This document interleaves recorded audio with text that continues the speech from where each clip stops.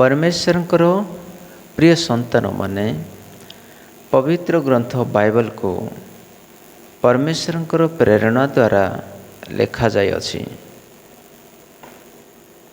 ପବିତ୍ର ଗ୍ରନ୍ଥ ବାଇବଲ परमेश्वरଙ୍କର ରଚନା ଅଟେ। परमेश्वरଙ୍କର ରଚନା परमेश्वरଙ୍କର आत्माଙ୍କର ଚାଳନା ଦ୍ୱାରା ହୋଇଥାଏ। परमेश्वरଙ୍କର ପବିତ୍ର आत्माଙ୍କର ଚାଳନା द्वारा 40 जन लेखक ଏହି ପବିତ୍ର ଗ୍ରନ୍ଥକୁ ଲେଖିଅଛନ୍ତି। ଅନ୍ୟାନ୍ୟ ଭାଷା ଏବଂ ଅନ୍ୟାନ୍ୟ ସମୟରେ ଏହି 40 ଜଣ परमेश्वरଙ୍କର ଭକ୍ତମାନେ ଏହି ପବିତ୍ର ଗ୍ରନ୍ଥକୁ ଲେଖିଅଛନ୍ତି। ତଥାପି ବାଇବଲର ସମସ୍ତ 66 ଗୋଟି ପୁସ୍ତକକୁ ଯେତେବେଳେ ଆମେ ପଢ଼ୁ ଆମକୁ ଏମିତି ଲାଗେ ଯେ ଜଣେ ହିଁ ଲେଖକ ଲେଖିଅଛନ୍ତି। ଏମିତି କାହିଁକି ଲାଗେ ନା, କାରଣ ଏହା ଯେ ଏକ ହିଁ ଆତ୍ମା ବା परमेश्वरଙ୍କର ଆତ୍ମାଙ୍କ ଦ୍ୱାରା ଚାଳିତ ହୋଇ ଲେଖାଯାଇଅଛି। ପୁରାତନ ନିୟମ ଓ ନୂତନ ନିୟମର ମଧ୍ୟ ସମୟକୁ ସାଇଲେଣ୍ଟ ପିରିୟଡ଼ ବୋଲି କୁହାଯାଏ। ଏ ବିଷୟରେ ଆମେ ଅଧ୍ୟୟନ କରିବା। ତା ପୂର୍ବରୁ ମୁଁ ନୂତନ ନିୟମରୁ କିଛି କଥା ମୁଁ ଆପଣମାନଙ୍କୁ କହିବାକୁ ଚାହେଁ। ନୂତନ ନିୟମ ଏକ ପବିତ୍ର ଗ୍ରନ୍ଥର ଦ୍ୱିତୀୟ ଭାଗ ଅଟେ। ଏହି ପ୍ରକାରେ ଆମମାନଙ୍କୁ ଦେଖିବାକୁ ମିଳେ ଏହି 27 ଗୋଟି ପୁସ୍ତକ ନେଇ ଲେଖାଯାଇଥିବା ନୂତନ ନିୟମ ବାଇବଲ ପବିତ୍ର ଗ୍ରନ୍ଥ ଅଟେ। ଏଠାରେ ପ୍ରଥମ 4 ଗୋଟି ପୁସ୍ତକ ହେଉଛନ୍ତି ସୁସମାଚାର ପୁସ୍ତକ। ତାପରେ ପ୍ରେରିତ ପୁସ୍ତକ ରହିଛି, ଯାହାକୁ ଆମେ ଚରିତ୍ରାତ୍ମକ ପୁସ୍ତକ ବୋଲି କହୁ। ଏହାପରେ ପ୍ରେରିତ ପାଉଲଙ୍କ ଦ୍ୱାରା ଲେଖାଯାଇଥିବା 13 ଗୋଟି ପତ୍ର ରହିଅଛି। ତାପରେ ଜହନଙ୍କ ଦ୍ୱାରା ଲେଖାଯାଇଥିବା ପତ୍ର ମଧ୍ୟ ରହିଛି ଓ ପିତରଙ୍କ ଦ୍ୱାରା ଲେଖାଯାଇଥିବା ପତ୍ର ମଧ୍ୟ ରହିଛି ଏବଂ ଜିହୁଦା ଏ ପ୍ରକାରେ ସମସ୍ତ 27 ଗୋଟି ପୁସ୍ତକ ନୂତନ ନିୟମରେ ରହିଅଛି। ଆଉ ଶେଷରେ ପ୍ରକାଶିତ ବାକ୍ୟକୁ ବର୍ଣ୍ଣନା କରାଯାଇଅଛି। ଏ ସମସ୍ତ ଯେବେ ଆମେ ଦେଖୁ ଆମମାନଙ୍କୁ ସ୍ପଷ୍ଟ ଭାବରେ ଜଣାପଡ଼େ ଯେ ପ୍ରଭୁଙ୍କର ଯୋଜନା କି ପ୍ରକାରେ ପୂର୍ଣ୍ଣ ହେବ। परमेश्वरଙ୍କର ମର୍ମ କୁହାଯାଉଥିବା ମଣ୍ଡଳୀ ଏକ परमेश्वरଙ୍କର ମର୍ମ ଅଟେ। ଯୀଶୁଖ୍ରୀଷ୍ଟଙ୍କର ମଣ୍ଡଳୀ ନିମନ୍ତେ ପ୍ରାଣ ଦେବା ଏକ ପୁରାତନ ନିୟମର ପୁସ୍ତକମାନଙ୍କର ରହସ୍ୟ ପରି ଅଟେ। କିନ୍ତୁ ନୂତନ ନିୟମରେ ଇତିହାସର ସଙ୍ଗେ ସଙ୍ଗେ ଭବିଷ୍ୟତ ବିଷୟରେ ମଧ୍ୟ ଲେଖାଯାଇଅଛି। 4ଟି ସୁସମାଚାରକୁ ଲେଖାଯାଇଅଛି। ସେଠାରେ ମାଥ୍ୟୁ ଯୀଶୁଖ୍ରୀଷ୍ଟଙ୍କୁ ରାଜାଙ୍କ ରୂପରେ ବର୍ଣ୍ଣନା କରିଛନ୍ତି। ମାର୍କ ଯୀଶୁଖ୍ରୀଷ୍ଟଙ୍କୁ ଏକ ସେବକ ବୋଲି ସେ ଦର୍ଶାଇଛନ୍ତି। ଲୁକ ମନୁଷ୍ୟର ପୁତ୍ର ରୂପରେ ସେ ଦର୍ଶାଇଅଛନ୍ତି। ପୁଣି ଜହନ ଯୀଶୁଖ୍ରୀଷ୍ଟଙ୍କୁ परमेश्वरଙ୍କର ପୁତ୍ର ବୋଲି ଦର୍ଶାଇଅଛନ୍ତି। ଏହି 4 ଗୋଟି ରୂପ, ଯେଉଁଟାକି ରାଜା, ସେବକ, ମନୁଷ୍ୟର ପୁତ୍ର ଏବଂ परमेश्वरଙ୍କର ପୁତ୍ର, ଏହି 4 ଗୋଟି କଥା ବା ଏହି ରୂପମାନଙ୍କର 4ଟି ଚିହ୍ନ ଅଟେ। ରାଜା ଯେଉଁ ଶବ୍ଦ ତାହା ସିଂହକୁ ଦର୍ଶାଏ ଏବଂ ସେବକ ବାଛୁରୀକୁ ଦର୍ଶାଏ। ମନୁଷ୍ୟମାନଙ୍କର ପୁତ୍ର କହିଲେ ମନୁଷ୍ୟର ରୂପ ଦର୍ଶାଏ ଏବଂ परमेश्वरଙ୍କର ପୁତ୍ର କହିଲେ ଉତ୍କୃଷ୍ଟ ପକ୍ଷୀକୁ ଦର୍ଶାଏ। ଏହି 4 ଗୋଟି ଚିହ୍ନ ବିଷୟରେ ଯେହେଜିକଲର ପୁସ୍ତକ ପ୍ରଥମ ଅଧ୍ୟାୟରେ ଲେଖାଯାଇଅଛି। ଚାରି ଗୋଟି ଜୀବଧାରୀ ମାନଙ୍କର ମୋହ ଏହି ପ୍ରକାରର ଅଟେ ବୋଲି ଜିହିଜିକଲ ପୁସ୍ତକରେ ଲେଖା ଅଛି। ଏହି ଚାରି ଗୋଟି ଜୀବଧାରୀ ମାନଙ୍କର ପ୍ରକାଶନ ଯୀଶୁଖ୍ରୀଷ୍ଟଙ୍କର ପ୍ରକାଶନ ଅଟେ। ଜିହିଜିକଲ ଏବଂ ଦାନିଏଲ ଏହି ଯେଉଁ ଘଟଣା ଘଟିବାର ଅଛି ବୋଲି ସେ ବିଷୟରେ ବର୍ଣ୍ଣନା କରି କହିଲେ, ଦାନିଏଲ କହିଲେ ଯେ ଏକ ନୂତନ ରାଜ୍ୟ ଆସିବାର ଅଛି, ଆଉ ସେ ପୃଥିବୀରେ ରହୁଥିବା ସମସ୍ତ ରାଜାମାନଙ୍କୁ ଦଳି ଦେବି। ଆକାଶରୁ ଏକ ହାତ ପରି ଏକ ଆକାର ଆସି ନବୁକଦ୍ନେସରଙ୍କର ଦର୍ଶନ ଦେଲେ। ସେହି ଦର୍ଶନର ରାଜ୍ୟମାନଙ୍କ ବିଷୟରେ ବର୍ଣ୍ଣନା କରି କହିଲେ ଯେ ମୁଣ୍ଡ ହେଉଛି ବାବିଲନ ଦେଶ ଏବଂ ସୁନା ତାଙ୍କ ପରେ ଆସିଥିବା ରାଜା ଯିଏକି ଦ ମୋଷ୍ଟ ପାୱାରଫୁଲ୍ କିଙ୍ଗ ମାଦି, ଆଉ ପିତ୍ତଳ ହେଉଛି ଦ ମୋଷ୍ଟ ପାୱାରଫୁଲ୍ କିଙ୍ଗର ବାହୁ ଗୁଡ଼ାକ ଦର୍ଶାଏ। ଆଉ ହୃଦୟଠାରୁ ନେଇ ପିତ୍ତଳ ପର୍ଯ୍ୟନ୍ତ ଯେଉଁ ଭାଗ ଲୋକମାନଙ୍କୁ ଗ୍ରୀକ୍ ରାଜ୍ୟ ବୋଲି ଦର୍ଶାଏ। ତାପରେ ରୋମୀମାନଙ୍କର ରାଜ୍ୟ, ଏହି ରୋମୀମାନଙ୍କ ଶାସନ କାଳରେ ହିଁ ପ୍ରଭୁ ଯୀଶୁଖ୍ରୀଷ୍ଟଙ୍କର ଜନ୍ମ ହୋଇଥିଲା। ନବୁକଦ୍ନେସରଙ୍କର ବାବିଲନ ସାମ୍ରାଜ୍ୟ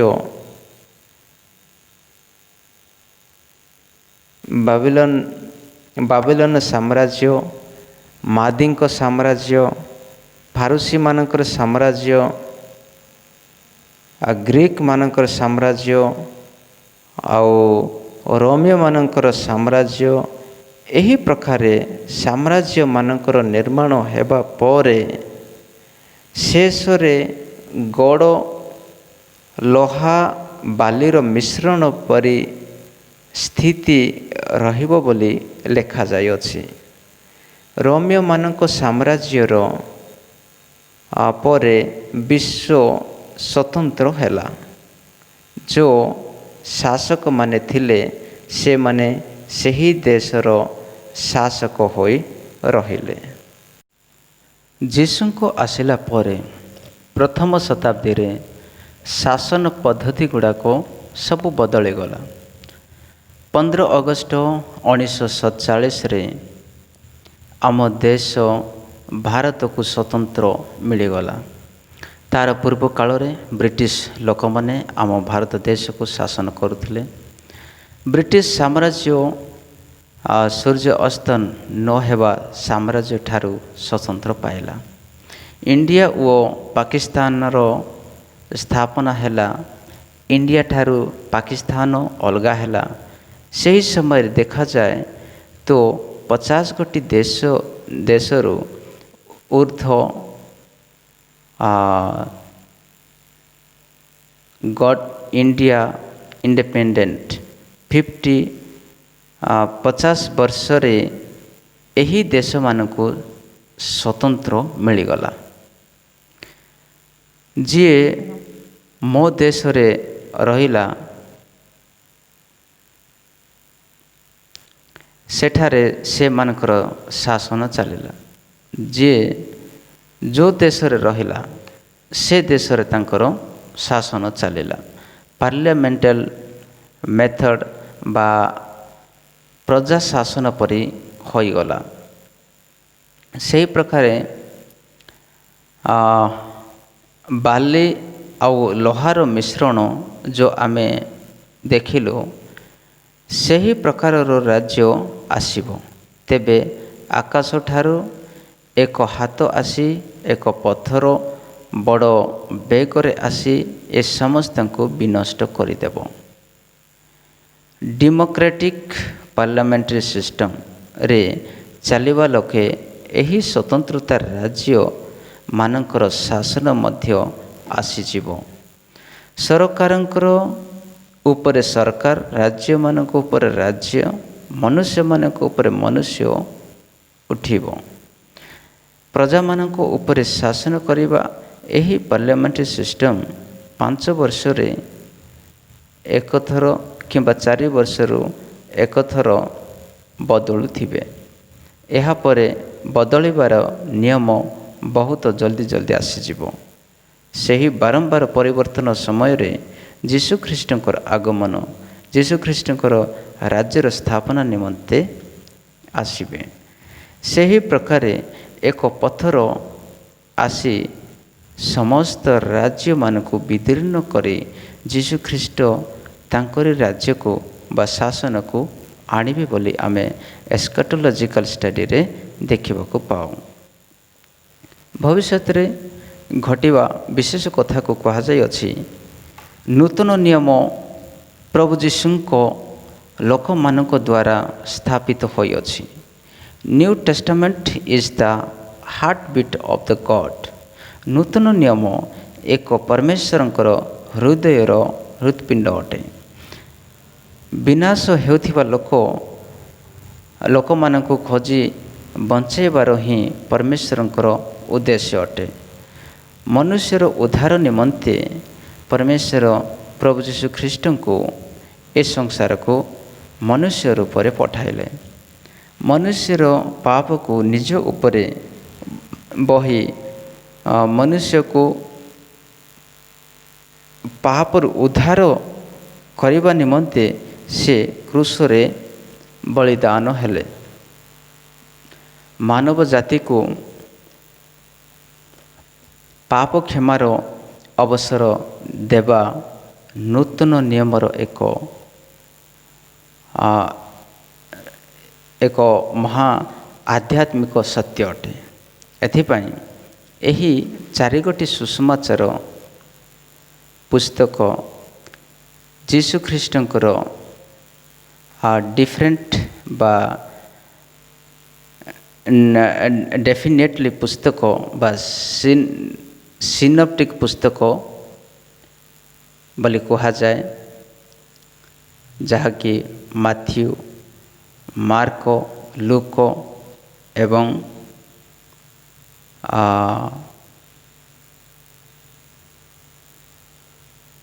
ଏ ପୁସ୍ତକ ଗୁଡ଼ାକ ହେଉଛି ଏକ ସମାନ ବିଚାର ପୁସ୍ତକ ଅଟନ୍ତି। ମାଥ୍ୟୁ, ମାର୍କ, ଲୁକ ଏମାନେ ସମାନ ବିଚାର ପୁସ୍ତକ ଅଟନ୍ତି। ପୁଣି ଯୋହନଙ୍କ ରଚି ସୁସମାଚାର ଯୀଶୁଖ୍ରୀଷ୍ଟ ପରମେଶ୍ୱରଙ୍କ ପୁତ୍ର ବୋଲି ପ୍ରମାଣିତ କରେ। ଯୀଶୁଖ୍ରୀଷ୍ଟଙ୍କର ଜନ୍ମ ବିଷୟରେ ମାଥ୍ୟୁ ଏବଂ ଲୁକ ଲେଖିଅଛନ୍ତି ଏବଂ ଯୀଶୁଖ୍ରୀଷ୍ଟଙ୍କର ମୃତ୍ୟୁ ବିଷୟରେ 4 ଜଣ ସବୁ ଲେଖିଅଛନ୍ତି। ଏଥିପାଇଁ ଯୀଶୁଙ୍କର ଜନ୍ମଠାରୁ ତାଙ୍କର ମୃତ୍ୟୁକୁ ବିଶେଷ ବିଷୟରେ ଦେଖିବାକୁ ଆମେ ପାଉ। ଯୀଶୁଙ୍କର ମୃତ୍ୟୁ, ତାଙ୍କର ସମାଧିସ୍ଥ ହେବା, ପୁଣି ମୃତ୍ୟୁରୁ ଜି ଉଠିବା ଓ ସ୍ୱର୍ଗାରୋହଣ ହେବା, ଏହି 4ଗୋଟି ବିଷୟ ବହୁତ ହିଁ ମହତ୍ତ୍ୱପୂର୍ଣ୍ଣ ବିଷୟ ଅଟେ। ଧ୍ୟାନ ଦିଅନ୍ତୁ, ଏହି 4ଗୋଟି ପୁସ୍ତକ ଯୀଶୁଙ୍କ ବିଷୟରେ ଯେଉଁ ଭବିଷ୍ୟବାଣୀ ହୋଇଥିଲା ତାହା ପୂର୍ଣ୍ଣ କରିଅଛନ୍ତି। କୁମାରୀ ମରିୟମଙ୍କ ଠାରୁ ଗର୍ଭବତୀ ହୋଇ ଜନ୍ମ ହେବାଠାରୁ ଯେ ଆରମ୍ଭ ହୋଇଥିବା ଏ ସୁସମାଚାର ଆକାଶକୁ ଉଠାଯାଉଥିବା ବେଳେ ସ୍ୱର୍ଗ କହିଲେ ସେ ସେମିତି ଗଲେ, ସେମିତି ପୁନର୍ବାର ଏ ଧରା ପୃଷ୍ଠକୁ ଫେରି ଆସିବେ। ସେ କହିଲେ ଯେମିତି ସେ ସ୍ୱର୍ଗଦୂତ କହିଲେ ସେ ଯେମିତି ସ୍ୱର୍ଗକୁ ଗଲେ ବା ଯାଉଅଛନ୍ତି, ସେ ସେମିତି ପୁନର୍ବାର ସେ ଧରାପୃଷ୍ଠକୁ ଫେରି ଆସିବେ। ସ୍ୱର୍ଗଦୂତଙ୍କ ଦ୍ୱାରା କରାଯାଇଥିବା ଭବିଷ୍ୟବାଣୀ ପୂର୍ଣ୍ଣ ହେବା ବିଷୟରେ ସମସ୍ତ ସୃଷ୍ଟି ଅପେକ୍ଷାରେ ରହିଅଛି। ପ୍ରଭୁ ଯୀଶୁଖ୍ରୀଷ୍ଟଙ୍କର ଜନ୍ମ, ପ୍ରଭୁ ଯୀଶୁଖ୍ରୀଷ୍ଟଙ୍କର ଜୀବନ, ପ୍ରଭୁ ଯୀଶୁଖ୍ରୀଷ୍ଟଙ୍କର ମୃତ୍ୟୁ, ପ୍ରଭୁ ଯୀଶୁଖ୍ରୀଷ୍ଟଙ୍କର ପୁନରୁତ୍ଥାନ, ଏ 4ଗୋଟି ବିଷୟ 4ଟି ସୁସମାଚାରର मुख्य विषय अटे। नूतन नियम आमको यह कहे जे मनुष्यर पापर विकल्प पाए परमेश्वर कि प्रकार निजको रखिला ताहा नूतन नियम पुरातन नियम को ढांकी देला बा लिभई देला। यही पुरातन नियम को लिभाइबा ओ नूतन नियम को स्थापना विषय रे जदि जानिबा तेबे नूतन नियम को भल भाव बुझी पारिबा। पुरातन नियम रे परमेश्वर तांक मध्य भौतिक रूप से भवन को रखिले। नूतन नियम रे विश्वासी मानक ही निजर भवन कले। यह संपूर्ण रूप से आध्यात्मिक अटे। एठारे भौतिक किछि नाही, सांप्रदायिक नाही, स्वतंत्रता रही अछि। प्रभु जीशु ख्रीष्टंकर जीवन आमको तांकरी विशेषता को कहे। से समस्त रोगी मान को सुस्थ कले। तांकर वाक्य प्रचार रे सामर्थ्य रही अछि। दुष्ट आत्मा उपरे अधिकार, मृत्यु उपरे अधिकार एवं शत्रु मान उपरे अधिकार रही अछि। ए चारि गोटी सुसमाचार पुस्तक आमको जीशु ख्रीष्टंकर अधिकार विषय रे कहे। यही सुसमाचार पुस्तकर सारांश बहुत विशेष अटे। सुसमाचार पुस्तक रे ही जीशु ख्रीष्टंकर जन्म, तांकरी कार्य, तांकरी मृत्यु एवं पुनरुत्थान विषय रे लेखा जाय अछि। जदि जीशु ख्रीष्ट मरि न थांते तेबे मनुष्य जातिर उद्धार होई न थांता। प्रभु जीशुको द्वारा परमेश्वरंकर वाक्य कौन ताहा एफिस पुस्तक 1:6 पदरे लेखा जाय अछि जे जीशु ख्रीष्ट मंडली को कि प्रकार निर्माण कले, जीशु ख्रीष्ट कहा पाई जीवन देले, से मंडली की कि भली से प्रारंभ कले, ए समस्त विषय सेठारे कहा जाए तो प्रभु जीशु ख्रीष्ट तांकर 12 जन शिष्य मानकु नियुक्त कले। से मानक मध्यरु जणे इस्कारियोत जिहुदा जे कि द्रोही होई जीशु ख्रीष्ट को शत्रु मानक हस्तरे धरई देला। आउ 11 जन शिष्यों द्वारा माथ्यू नामक शिष्य को चिट्ठी माध्यम रे प्रेरित रूप से नियुक्त कले। परमेश्वर तांको ए नाम देले एथिपाई से विश्वास कला। पुनरुत्थान पर तांकरी निमंते ही प्रभु जीशु किछि प्रकाशन देले, ताहा से माने पुष्टि करि अछंती। से मृत्यु मानक मध्य नाही, से जीवित होई अछंती। आमाने तांको देखि अछु बोली कहले। से मानक देखु देखु से आकाश को नीत हेले। आउ से समस्ते जीशु को आकाश रे उठाई होई जीवार देखिले। तांकर जीवा पूर्वरु से कहले, परमेश्वरंकर आत्मा प्राप्त न हेबा जाए तुमको सुसमाचार प्रचार करिवा पाई मना बोली से जीशु ख्रीष्ट से मान को कहिथिले। से मान को एक ऊपर कठोरी रे अपेक्षा करिबा बोली से कहले। जीशु ख्रीष्टंकर कहिबा कथा अनुसार से माने ऊपर कठोरी रे बसी अपेक्षा करुथिले। सेथिरे समस्ते 120 जन लोक थिले। सेठारे जीशुंकर शिष्य माने आउ तांकर प्रेरित माने व जीशु ख्रीष्टंकर माता मरियम मध्य सेठारे उपस्थित थिले। सही 120 जन एकत्रित होई जेतेबेले प्रार्थना करुथिले, तार 10 दिन परे पेंटिकस्ट दिवस रे पवित्र आत्मा अवतीर्ण हेले। से मानको जीव निया परि जळुथिबार देखागला। आउ से माने पवित्र आत्मा को शक्ति रे परिपूर्ण होई अन्यान्य भाषा रे कथा कहिबा को लागिले। ସେଠିକାର ଜନ୍ମଭୂମିର ଭାଷାରେ କଥା କରୁଥିବାର ଶୁଭାଗଲା। ବାସ୍ତବରେ ଫସ ପର୍ବ ଠାରୁ ପେଣ୍ଟିକଷ୍ଟର ପର୍ବ ପର୍ଯ୍ୟନ୍ତ 50 ଦିନ ଜେରୁସାଲମରେ ରହୁଥିବା ଜିହୁଦୀ ଲୋକମାନେ ବା ପୁରୁଷମାନେ ସେହି ପର୍ବରେ ସାମିଲ ହେଉଥିଲେ। ଫସ ଠାରୁ ପେଣ୍ଟିକଷ୍ଟ ପର୍ଯ୍ୟନ୍ତ ଭବନରେ ହିଁ ରହୁଥିଲେ ଏବଂ 50 ଦିନ ପର୍ଯ୍ୟନ୍ତ ଜେରୁସାଲମରେ ହିଁ ରହୁଥିଲେ। ପେଣ୍ଟିକଷ୍ଟ ଦିବସରେ ପରମେଶ୍ୱରଙ୍କର ଆତ୍ମା ଦର୍ଶନ ଦେବାରୁ ମଣ୍ଡଳୀର ସ୍ଥାପନ ଆରମ୍ଭ ହେଲା। ସେ 120 ଜଣଙ୍କ ମଧ୍ୟରୁ ପିତର ଉଠି ସାକ୍ଷ୍ୟ ଦେବାକୁ ଲାଗିଲେ। ଆଉ ସେହି ସାକ୍ଷ୍ୟ ବା ବାକ୍ୟ ଶୁଣି ଆଗକୁ ବାକ୍ୟରେ ଲେଖାଯାଇଅଛି ଯେ 3000 ଲୋକ ପ୍ରଭୁ ଯୀଶୁଖ୍ରୀଷ୍ଟଙ୍କୁ ନିଜର ମୁକ୍ତିଦାତା ରୂପରେ ସେମାନେ ଗ୍ରହଣ କଲେ। ତାପରେ 5000 ଲୋକମାନେ ବିଶ୍ୱାସ କଲେ। ଏହି ପ୍ରକାର ବିଶ୍ୱାସୀ ଲୋକମାନଙ୍କର ସଂଖ୍ୟା ଦିନ ପ୍ରତିଦିନ ବଢ଼ି ବଢ଼ି ଯିବାକୁ ଲାଗିଲା। ପରମେଶ୍ୱରଙ୍କର ପ୍ରକାଶନ ଏହା ଯେ ଯୀଶୁଖ୍ରୀଷ୍ଟ ମାନବ ରୂପରେ ଆସିଲେ ଆଉ ସେ ହିଁ ପରମେଶ୍ୱର ଅଟନ୍ତି ବୋଲି ପ୍ରଚାର ହେବାକୁ ଲାଗିଲା। ସେହି ଶିଷ୍ୟମାନେ ପ୍ରଭୁଙ୍କର ବାକ୍ୟକୁ ପ୍ରଚାର କରିବାକୁ ଲାଗିଲେ। ତାପରେ ପରମେଶ୍ୱର ପାଉଲଙ୍କୁ ଆହ୍ୱାନ କଲେ ଆଉ ସେ ୟୁରୋପ ଦେଶକୁ ଯାଇ ପ୍ରଚାର କଲେ। ମାଇନର ଏସିଆରେ ପିତର ଆସିଲା ଆଉ ସେ ସେଠାରେ ପ୍ରଚାର କଲା। ପୁଣି ଆମ ଭାରତ ଦେଶକୁ ଥୋମା ବୋଲି ଯେଉଁ ଶିଷ୍ୟ ପ୍ରଭୁ ଯୀଶୁଙ୍କର ଶିଷ୍ୟ ସେ ପ୍ରଚାର କରିବା ପାଇଁ ଆସିଲେ। ସେହି ପ୍ରକାରେ ତାଙ୍କର 12 ଜଣ ଶିଷ୍ୟ ପୃଥିବୀ ସାରା ପ୍ରଭୁଙ୍କର ସୁସମାଚାରକୁ ପ୍ରଚାର କରିବାକୁ ଲାଗିଲେ।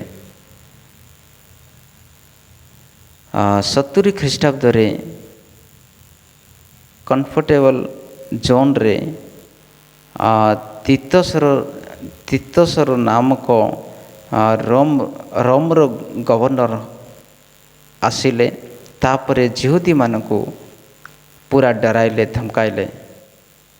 ଜିରୁବାବେଲର ଭବନକୁ ଭାଙ୍ଗିଦେଲେ।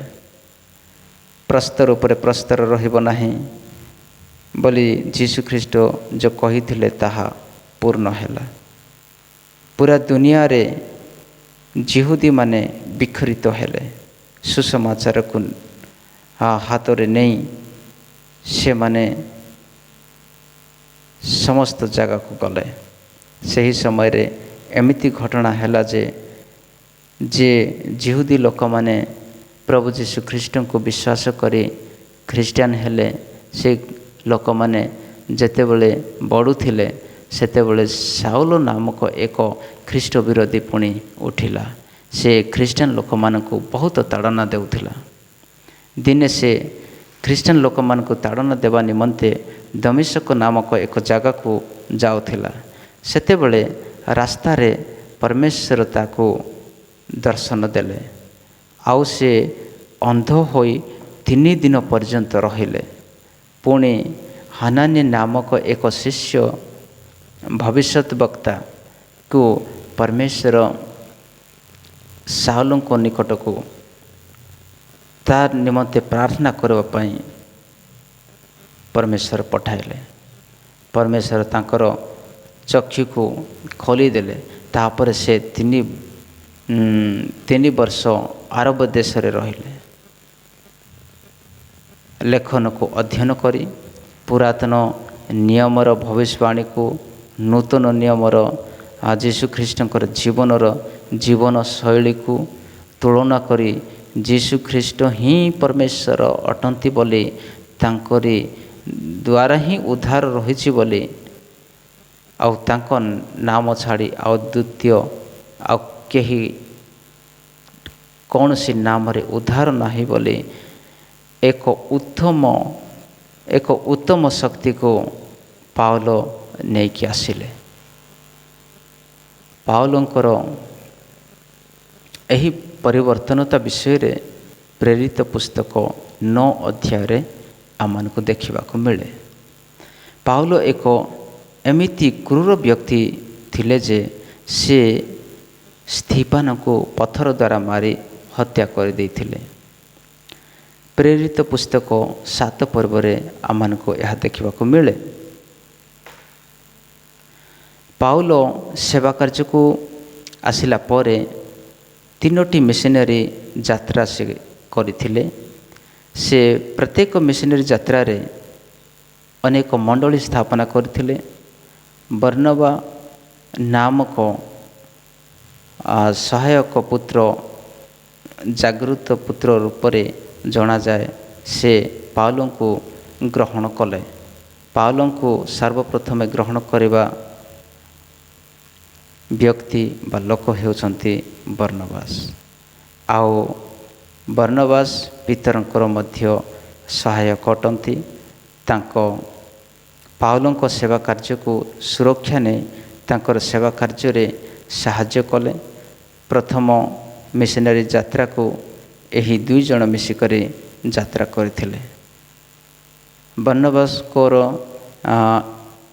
11 ନମ୍ବରର ପୁତ୍ର ମାର୍କଙ୍କୁ ମଧ୍ୟ ସାଙ୍ଗରେ ନେଇ ଗଲେ, କିନ୍ତୁ ମାର୍କ ପଳାଇ ଆସିଲେ। ଆଉ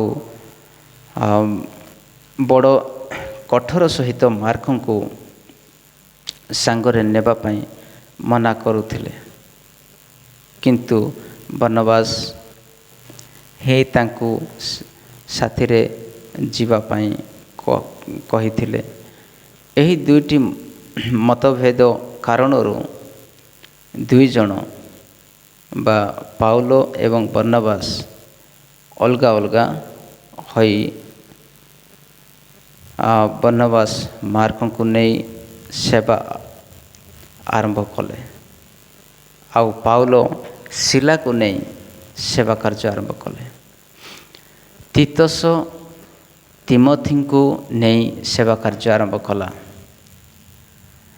କରିନ୍ଥୀୟଙ୍କର ମଣ୍ଡଳୀ, ଏଫେସୀୟର ମଣ୍ଡଳୀ, ଫିଲିପିଓ ମାନଙ୍କ ମଣ୍ଡଳୀ ଆଉ ଥେସଲୋନିକ ମଣ୍ଡଳୀ, ଗାଲାତୀୟ ମଣ୍ଡଳୀ ଆଉ କଲସିୟ ମଣ୍ଡଳୀ, ଏହି ପ୍ରକାର ମଣ୍ଡଳୀ ଗୁଡ଼ାକ ନିର୍ମାଣ ହୋଇ ଚାଲିଗଲା। ପାଉଲ ବହୁତ କିଛି କଷ୍ଟ ଉଠାଇ ପରମେଶ୍ୱରଙ୍କ ନିମନ୍ତେ ବହୁତ ଗୁଡ଼ାଏ ଦୁଃଖ ଓ କଷ୍ଟକୁ ସହିଲେ। କରିନ୍ଥୀୟ ପତ୍ରରେ ସେ ସମସ୍ତ କଷ୍ଟର ବିବରଣ ଆମମାନଙ୍କୁ ଦେଖିବାକୁ ମିଳେ। 48 କରଡ଼ା ପ୍ରହାର ବାରମ୍ବାର ସେ ଖାଇଲେ। ସେ ସମୁଦ୍ରରେ ଦୁଃଖୀ ହେଲେ। ନୌକା ସେଠାରେ ଭାଙ୍ଗି ଯାଇଥିଲା। ଭୋକ ଓ ଶୋଷରେ ହଇରାଣ ହେଲେ। ସେ ଏକୁଟିଆ ପଡ଼ିଗଲେ। କ୍ରୂର ପଶୁମାନଙ୍କ କାରଣରୁ, ଖରାପ ଲୋକମାନଙ୍କ କାରଣରୁ ତାଙ୍କୁ ହାନିପ୍ରାପ୍ତ ହୋଇଯିବାକୁ ପଡ଼ିଲା।